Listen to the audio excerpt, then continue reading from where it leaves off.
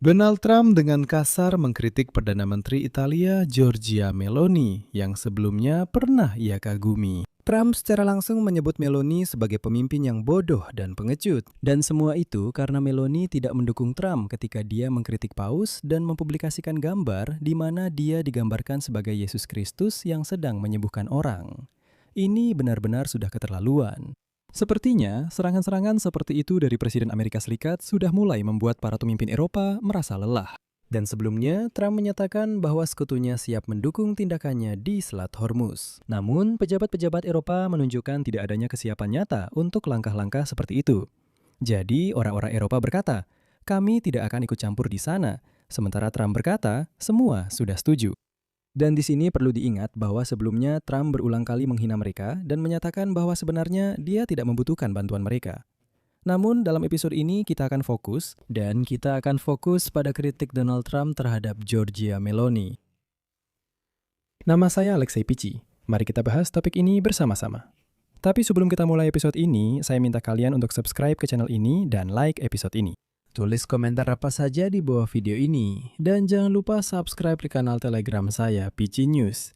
Linknya ada di deskripsi video ini. Jadi, Donald Trump melontarkan kritik kepada Perdana Menteri Italia Giorgia Meloni, mantan sekutu politiknya, sehingga memperdalam perpecahan karena ketidaksetujuannya terhadap perang Amerika Serikat melawan Iran. Dan kritiknya terhadap Paus Leo ke-14. Trump sebelumnya memberikan wawancara kepada surat kabar Italia Corriere della Sera dan menyatakan kutipannya.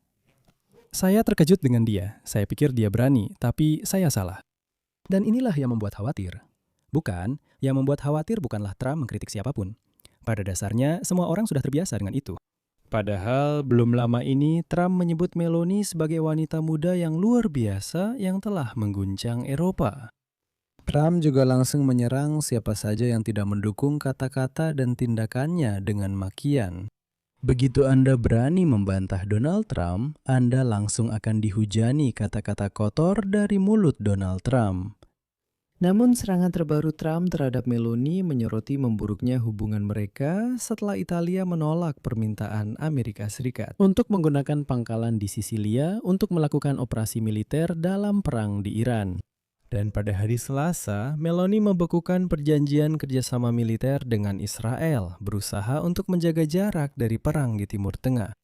Dan seperti yang sudah diduga, situasinya berubah menjadi serangan pribadi. Pada hari Minggu, Donald Trump melontarkan kritik kepada Paus, menyebutnya, kutip, lemah dalam memerangi kejahatan dan mengerikan.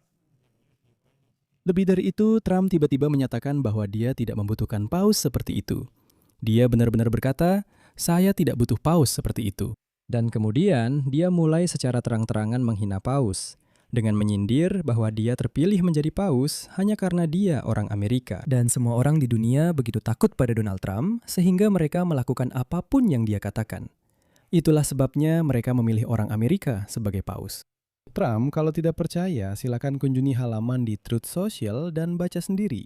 Dia bilang, semua orang di Vatikan takut padaku.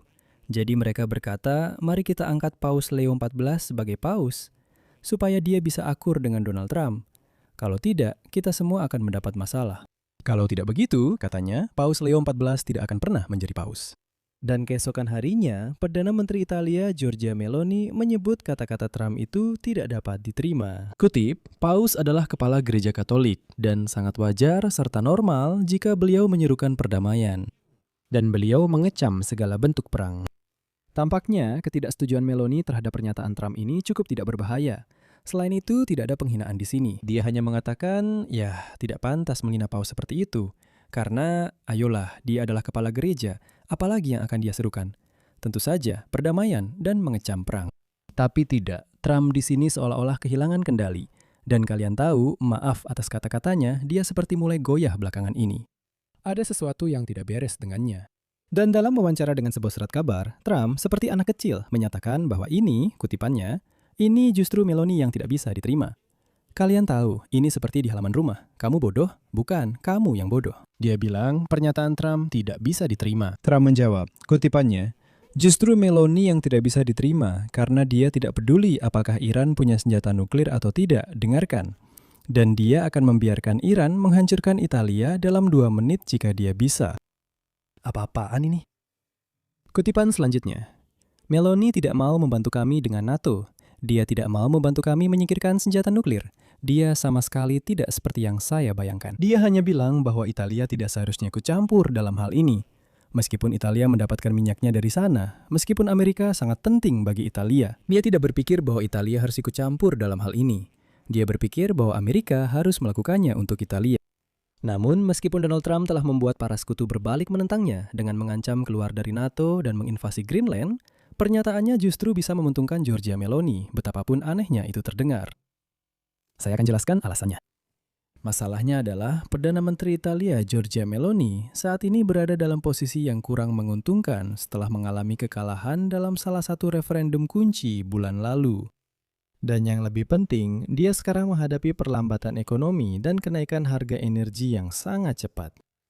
Meloni memang sedang mencari cara untuk menjaga jarak dari Donald Trump, dan serangan langsung ini justru memberinya kesempatan.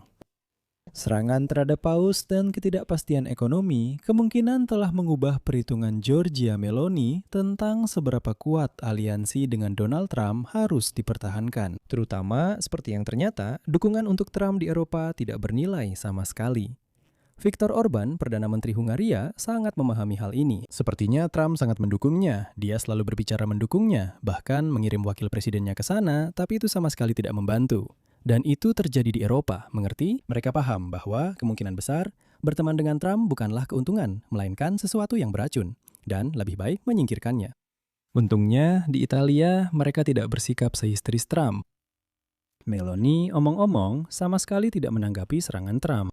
Sedangkan Menteri Luar Negeri Italia, Antonio Tajani, menyatakan bahwa Italia tetap menjadi sekutu setia Amerika Serikat. Namun persatuan ini harus dibangun di atas loyalitas, saling menghormati, dan keterbukaan. Berikut kutipannya.